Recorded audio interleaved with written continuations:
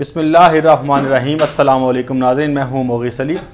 नाज़रीन, आज army chief general Qamar Javed Bajwa ने एक बार फिर, जैसे पहले उन्होंने साफ इनकार किया था NRO ना देने का शरीफ और ज़रदारी ख़ानदान को, इस तरह से आज फिर उन्होंने पाकिस्तान के नौजवान जिन्होंने आगे जाकर आर्मी ऑफिसर्स बनना है, पाकिस्तान के जवान आर्मी के, उनके सामने ये एक बार फिर दोहराया है कि करप्ट क़यादत किसी तौर पर भी मंजूर नहीं है और ना ही उनका साथ दिया जाएगा। आज उन्होंने काकूल एकेडमी में पासिंग आउट परेड से खिताब किया। वहाँ पे स्काउट्स मौजूद थे और बड़े ही एक मोहतात अंदाज में और दबे लफ्ज़ों में बहुत सारे पैगामात दिए हैं। और वो पैगामात क्या हैं? ख़ास तौर पर एक बार फिर उन्होंने NRO ना देने और मुल्क की सिमत के बारे में बताया है और पाकिस्तान की मुंतखब हुकूमत के साथ उन्होंने एक बार फिर वादा किया है कि आइन और कानून के मुताबिक उनकी हमायत जारी रखी जाएगी। और ये अपोजिशन का जो एक बहुत बड़ा जो सो कॉल्ड शो होने वाला है, उससे पहले ये उनके लिए बहुत बड़ा धचका है कि पाकिस्तान की जो एस्टेब्लिशमेंट है, जो आर्मी है, वो कैसा पैगाम दे रही है। दूसरा एक अहम तरीन टॉपिक है, वो है सोहेल वड़ैच साहब का। और आपको पता है कि ये, जैसे उमर इनाम साहब कहते हैं कि ये जो खाई कबीला है, काई नहीं खाई कबीला, उनके सरबराह हैं और वो बता रहे हैं कि क्या होने वाला है। अपने कॉलम में उन्होंने जिक्र किया है 3-4 वजूहात का, 3-4 चीज़ों का और एक इल्ज़ाम का। उस इल्ज़ाम की भी मैं आपको बताऊंगा हकीकत क्या है। और मैंने एक अहम तरीन ज़राए से वो बात कंफर्म की है कि क्या ऐसा जो सोहेल वड़ैच साहब अपने कॉलम में लिख रहे हैं, क्या ये बात सही है या गलत है, उसके ऊपर भी बात करेंगे और उनके पूरे कॉलम का पोस्टमार्टम करेंगे और बताएंगे आपको कि असल में हक़ाइक़ क्या हैं और किस तरह से हक़ाइक़ को मस्क करके आवाम तक पहुँचा रहे हैं। पहले शुरू कर लेते हैं आर्मी चीफ कमर जावेद बाजवा के दबंग बयान की, जो उन्होंने स्टेटमेंट दी है आने वाले जो सिनेरियो है, तनाजुर है, उस हवाले से। तो उन्होंने काकूल एकेडमी में पासिंग आउट परेड थी, वहाँ पर स्काउट से उन्होंने खिताब किया है। तो उन्होंने कहा है कि आइन और कानून की रहनुमाई में मुंतखब हुकूमत की हमायत जारी रखेंगे।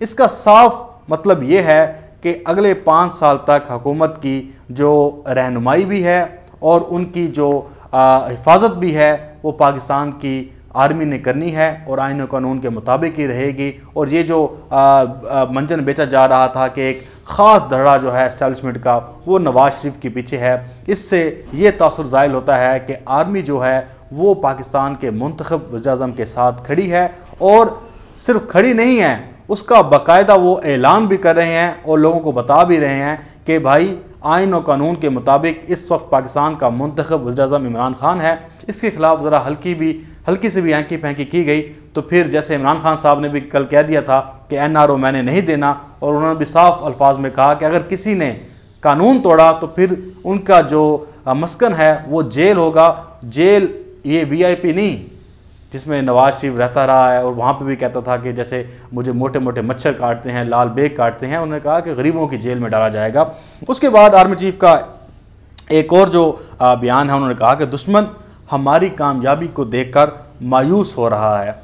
और ये बात सही है कि पाकिस्तान ने जिस तरह से अपनी सिक्योरिटी और अपने मुल्क के अंदरूनी हालात को संभाला है, वो वाकई दुश्मन तो मायूस होना ही है। वो चाहता था कि पाकिस्तान के 4 टुकड़े हो जाएं, बलूचिस्तान बिखर जाए, कराची में अफरा तफरी हो जाए, फाटा का इंतज़ाम ना हो, गिलगित बल्दिस्तान में जो है वो मामलात जो हैं ख़राब हो जाएं। लेकिन इस वक्त पाकिस्तान मुकम्मल तरीके से पाकिस्तान की सिक्योरिटी फोर्सेस ने संभाला हुआ है। और फिर दूसरे जो मायूस लोग हैं, वो मेरे नज़दीक ये आर्मी चीफ साहब की जो है ना, वो शायद इसमें बात ना हो, लेकिन मैं ये समझता हूँ कि पाकिस्तान के अंदर भी जो लोग हैं वो मायूस हो रहे हैं कि एक मुंतखब हुकूमत क्यों चल रही है, ये पाकिस्तान में इतना इस्तेहकाम किस लिए है। तो ये सारा कुछ उन लोगों के लिए पैगाम है कि जो मायूस हैं उन्हें मायूस ही रहने देना चाहिए, क्योंकि पाकिस्तान इस वक्त अमन का गहवारा है और पाकिस्तान में एक जो ऐसे शख्स की हुकूमत है जिसके ऊपर करप्शन का एक दाग भी नहीं है और जिसके लिए पाकिस्तान की इस्टेब्लिशमेंट, पाकिस्तान की आर्मी और पाकिस्तान के अहम इदारे भी इसकी गवाही देते हैं कि वो बंदा करप्ट नहीं है। उसके बाद सबसे अहम तरीन जो बात है वो उन्होंने कही कि पाकिस्तान को हाइब्रिड वार का सामना है और फ़ौजी क़यादत को हाइब्रिड वार का हदफ बनाया जा रहा है। ये एक ख़ास पैगाम नवाज शरीफ के लिए भी है कि जो लंदन से बैठकर पाकिस्तान के इदारों के ख़िलाफ़ जो है बकवास कर रहा है, पाकिस्तान के इदारों को जो है वो पाकिस्तान के इदारों के ऊपर तनकीद कर रहा है, और हदफ का निशाना उन्होंने कमर जावेद बाजवा साहब को भी बनाया था। तो उन्होंने कहा कि ये जो है ये हाइब्रिड वार का जो सामना है पाकिस्तान को, इससे पहली बात तो यह उन्होंने कहा कि हम मायूस भी नहीं हैं और हम परेशान भी नहीं हैं, लेकिन इसका जो जवाब है वो मौसर अंदाज में देना चाहिए। और देखें कि नवाज शरीफ सब कह चुके हैं कि इंडिया जो है वो ज़ाहिर बात है नवाज शरीफ के पीछे है, और यही हाइब्रिड वार है कि आप देखें कि नवाज शरीफ कोई बात करता है उसको उठाकर और सोशल मीडिया पर डाल दिया जाता है, और फिर आपको पता है कि उनके बहुत से लोग हैं जिनका एक ही सर्कल है, वो ट्वीट्स भी करते हैं, रीट्वीट्स भी करते हैं, उसके ऊपर तजिया भी देते हैं, और हदफ का निशाना क्या होता है, पाकिस्तान के इदारे होते हैं।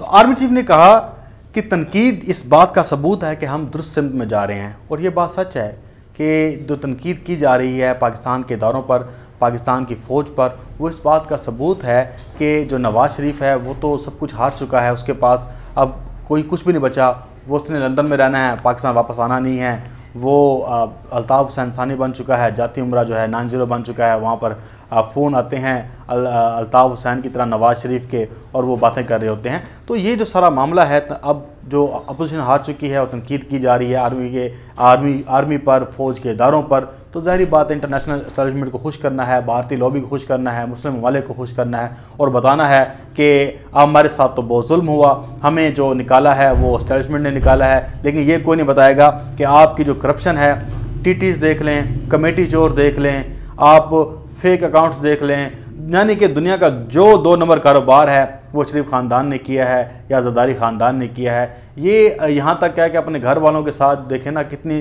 जुल्म करते हैं कि उनके नाम पर कमेटियाँ डालकर कमेटी खाकर निकल जाते हैं, तो ये लोगों के साथ क्या करते होंगे। उसके बाद आज शेख रशीद साहब का भी बयान आया। आपको पता है कि शेख रशीद साहब के जो ताने बाने हैं वो कहीं ना कहीं जाकर रावलपिंडी में मिलते हैं, तो उन्होंने कहा कि सूरज चाहे मगरब से निकल आए, नवाज शरीफ, आसिफ अली जरदारी और फजल रहमान की कोई जगह नहीं है। यानी कि ये इदारे भी सोच रहे हैं, और तमाम लोग जो एक मुल्क के खैर ख्वाह हैं, मुल्क की बेहतरी चाहते हैं, वो मुस्तकबिल नहीं देख रहे। ये नवाज शरीफ का, जरदारी का और मौलाना फजल रहमान का कोई इनके लिए जगह नहीं है, ना इनके लिए रहम है बिल्कुल। क्योंकि आप देखें कि ये रेड लाइन क्रॉस कर चुके हैं। पहले थोड़ा बहुत था कि यार इनके साथ थोड़ी सी नरमी की जा सके, पाकिस्तान को चलाने के लिए इन लोगों ने मुल्क पर कब्ज़ा किया हुआ है, इनके इदारे इनके कंट्रोल में हैं, लोग इनके अपॉइंट हैं, तो चलो थोड़ा सा इनको रिलीफ दे दिया जाए कि ताकि पाकिस्तान का जो सर्कल है वो सही चले, पाकिस्तान की सिम दुरुस्त हो। लेकिन ये लोग बाज नहीं आए, क्योंकि ये समझते हैं कि पाकिस्तान में ये इक़्तिदार में नहीं है तो पाकिस्तान भी नहीं है, अगर ये पाकिस्तान में मौजूद हैं, इक़्तिदार में हैं, तो फिर इनके लिए पाकिस्तान है, बाकी इनके लिए पाकिस्तान कोई मायने नहीं रखता। नाज़रीन, अब दूसरा सब्जेक्ट जो मैंने शुरू में बात की थी सुहेल वड़ैच साहब की। सुहेल वड़ैच साहब जी अपने कालों में लिखते हैं कि जो लाहौर में मुकदमा दर्ज किया गया है, उससे पहले जो IG पंजाब हैं, उन्होंने जो वज़ीर-ए-आज़म के प्रिंसिपल सेक्रेटरी हैं उनसे बात की फ़ोन पे आज़म खान से, और कहा कि हम अपोजिशन का रास्ता रोकने के लिए ये मुकदमा दर्ज करने जा रहे हैं, और उन्होंने कहा कि यह हो नहीं सकता कि वज़ीर-ए-आज़म को इससे लाइल्म रखा गया हो। अब मैंने जब इसकी तस्दीक करने के लिए एक अहम तरीन शख्स से बात की, तो उन्होंने वाज़ेह अल्फाज में कहा कि ये बिल्कुल झूठ है और उसमें कोई सच्चाई नहीं है। ना ही इमरान खान साहब को पता है, ना ही ये वज़ीर-ए-आज़म हाउस में कॉल आई है IG कि हम ये मुकदमा करने लगे हैं। तो उसके बाद आप देखें कि बहुत सारे हुकूमती वज़रा भी हैं, वो भी कह चुके हैं, पहले कह चुके हैं कि इससे हुकूमत का लेना देना नहीं है। लेकिन मैंने फिर दोबारा एक अहम वज़ीर-ए-आज़म हाउस के शख्स से मैंने ये बात कंफर्म की कि आप इसकी कंफर्मेशन करें कि सुहेल वड़ैच ने लिखा है कि आज़म खान को ये जो है पैगाम पहुँचाया गया था, लेकिन ये बिल्कुल झूठ और एक मनगढ़ंत बात थी। उसके बाद अब सुहेल वड़ैच साहब जो है वो हुकूमत को डरा रहे हैं। उन्होंने कहा पहले कि गिरफ्तारियों से इंतशार पैदा हो जाएगा, हुकूमत के लिए बड़ा मसला पैदा हो जाएगा। अब मुझे बताएं कि गिरफ्तारियां क्यों ना होंगे कि जब लॉ एंड आर्डर को आप मेंटेन नहीं करेंगे, जब आपको बताया जाएगा कि आपने जलसे जुलूस तक हद तक रहना है। अगर एक मुंतखब हुकूमत का तख्ता उल्टने के लिए कोई आएगा तो फिर हुकूमत तो रियासत तो अपना काम दिखाएगी, और फिर डंडे भी बरसाए जाएंगे, गिरफ्तारियाँ भी होंगी। लेकिन सुहेल वड़ैच साहब पहले ये माइंड बनाने की कोशिश करें, गिरफ्तारी ना करना, इंतशार पैदा हो जाएगा, बड़ा मसला पैदा आ जाएगा। सर यहाँ पर नवाज शरीफ भी जेल में चला गया, मरीम भी जेल में जा चुकी है, शहबाज शरीफ भी जा चुका है, जरदारी भी जा चुका है, कोई आसमान नहीं गिरा और अब भी नहीं गिरेगा। उसके बाद उन्होंने कहा है कि जलसे जुलूस से हुकूमतें गिरती नहीं लेकिन हिल जाती हैं। अब ये बताएं कि जब दिसंबर में मौलाना फजल रहमान आया था तब भी यही बात थी।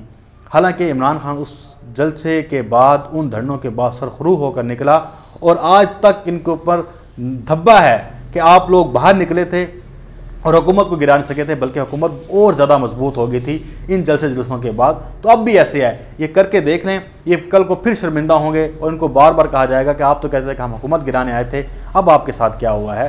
तो सुहेल रैस साहब अवाम का एक राय बनाने में और अपना ये कॉलम लिख रहे हैं और बता रहे हैं कि जी हुकूमतें ज़रूर हिल जाती हैं, ऐसी कोई बात नहीं है, ना हुकूमत हिलने वाली है और बल्कि अपोजिशन हिल जाएगी, उनके जो है दिमाग घूम जाएंगे, क्योंकि जो हुकूमत के पास प्लान है इन सारी चीज़ों को रोकने का वो इनकी सोच से भी बढ़कर है।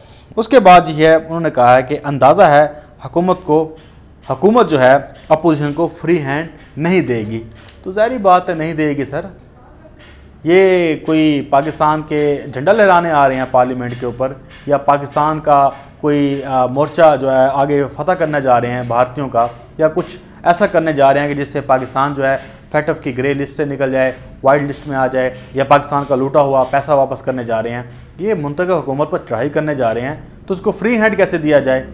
ये क्या अवामी वोट लेकर आए हैं कि ये हुकूमत को चलता कर दें? 5 साल के लिए हुकूमत को मुंतखब किया अवाम ने, 5 साल के लिए। अगर 10 लाख लोग लेकर आते हैं, उसके बदले में हुकूमत जलसा करती है और 50 लाख बंदा खड़ा कर देती है, फ़र्ज़ करें, तो फिर अपोजिशन को क्या जेलों में डाल देना चाहिए? सबको लटका देना चाहिए कि ये अवाम का फ़ैसला है? अभी आप रायशुमारी करा लें, सब कहेंगे कि ये जो अपोजिशन है चोर डाकू है, इनको लटका दो, तो फिर अभी लटका दिया जाए आपको अदालतों के निज़ाम को छोड़कर। तो ये बातें छोड़ दें, ये लिखना कि जो है हुकूमत फ्री हैंड नहीं देगी, ये नहीं करेगी, वो नहीं, क्यों दे फ्री हैंड सर? बात तो ये है। उसके बाद जी उन्होंने कहा है, अब देखिए कि इस्लामाबाद में ये कोई ख़बर नहीं चल रही, ये अपनी तरफ से कोई घड़ी गई खबर है कि अदलिया को एक रेफरेंस भेजकर अबूरी आइनी हुकूमत कायम की जा सकती है। असल में ये अफवाहें नहीं हैं, ये सुहेल रैस साहब एक मैसेज दे रहे हैं उन लोगों को कि आप ये करें, ये जो एहतजाज से बचना है ना, ये करें। क्योंकि मैंने इनके कॉलम पढ़े हैं, ये अपने मैसेज भेजते हैं कि यार ये कर लो, ये कर लो, ये कर लो। ये उन लोगों को मैसेज भेजते हैं कि एक रेफरेंस दायर करो और जो है अबूरी हुकूमत कायम की जा सकती है। सर ना ऐसी कोई आइन में गुंजाइश है और ना ही अनहोनी होगी। अब ये पहले होता था कि पाकिस्तान में अनहोनी हो जाती थी, अब इस वक्त पाकिस्तान में अनहोनी नहीं होगी। जिन लोगों की आप तर्जमानी कर रहे हैं उनका अब कोई मुस्तकबिल नहीं है। तो ये उन्होंने कहा है कि शफाफ इलेक्शन के लिए अदालती इंतखाबी इस्लाहात के लिए कायम की जाएगी, एक रेफरेंस दायर कर दो। ये मतलब है कि अपनी तरफ से बातें घड़ कर और एक पैगामात पहुँचाना या लोगों को बताना कि यार इसके ऊपर काम करो, आइनी हुकूमत अदलिया के ज़रिए निकाल दी जाए। तो ये देखें कि ये जमहूरियत की खिदमत कर रहे हैं, ये जमहूरियत की खिदमत कर रहे हैं, ये जमहूरियत का राग अलापते हैं। ये एक मुंतखब हुकूमत को घर भेजने का रास्ता बता रहे हैं कि आप इस तरह रेफरेंस दायर कर दो। खुदा इस कौम पर रहम करें, ये 5 साल जो है इस हुकूमत को करने दें और आप अपने जो सजेशन हैं वो अपोजिशन को दें, उन्हें बताएं कि आप क्या करने जा रहे हैं। बहरहाल ये उनका एक तजिया था और मैंने आपको उनका तजिया का पूरा पोस्टमार्टम करके बताया है कि वो क्या कहना चाह रहे थे और हम क्या सोचते हैं। मुझे दें इजाज़त, इंशाल्लाह आपसे फिर एक नई वीडियो में मुलाकात होगी। अल्लाह हाफ़िज़। पाकिस्तान जिंदाबाद।